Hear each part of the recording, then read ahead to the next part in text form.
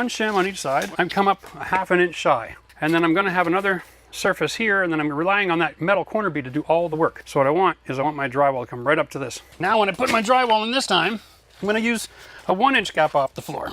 Now it's more important for your drywall to meet and overlap at these edges so that your corners are nice and strong. For me to have a ½ inch or a 1-inch gap at the floor makes no difference. I'm adding a baseboard. It's also very easy for me because I can put on an 8-foot sheet here, fill this with another piece, and then boom, boom, we're done, baby. So I measured from there coming here, cut over here. Take a look at this uneven surface. What a mess, right? If I just pick this up, set it in place, here's my mark. Could I make that work? Yeah. But I don't have very much wood over here. Yeah, my wall isn't perfectly level. There's a gap growing from 0 to hero. You know a carpenter pencil, that's ½ inches wide, that's a quarter. Now the lead is in the middle, that makes it an 1/8, and that's a quarter. So I'm a quarter wide here. And I'm just gonna run this back with my rasp until all that pencil is gone. This is regular drywall. And so as a result, it's actually a lot quicker. Now, I gotta get my blocks back in place. Now I'm right on my line, evenly spaced all the way to the bottom. Lots of meat for the next sheet to grab onto. I'm really happy with that. I'm so busy teaching, I forgot. I didn't measure off my plugs. Yeah, that would have been a disaster. I'm gonna have to have an electrician come along here and bust holes in my wall to find his plugs. That would suck. Okay, this is my edge. Just gonna measure to the middle again. Now I get the opportunity of a lifetime here. I'm gonna mark my floor as to where my studs are. Every good renovation involves a certain amount of crawling around on your hands and knees. Time for an install.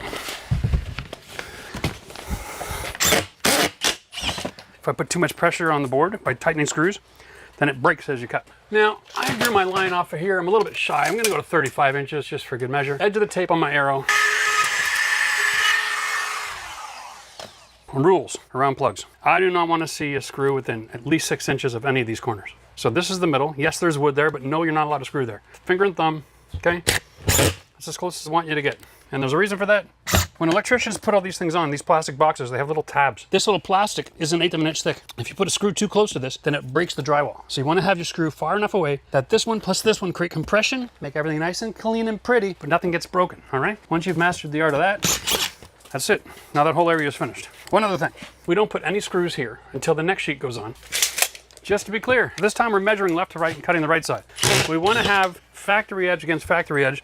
Look how clean that's cut. When I put my next factory edge against that, there's like a nanometer of a gap, okay? Which is what we need so that we get a really good stitch here.